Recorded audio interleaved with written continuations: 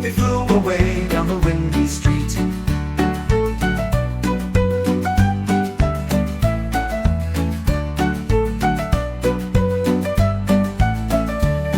Big Bunny saw the squirrel cry. He said, "Don't worry, we'll give it a try. We'll chase that hat through field and tree. Together, friend, just follow me." The hat flew high, the hat flew far. It landed first near a buzzing jar. The bees all laughed and let it go. The wind blew on, it's off to show.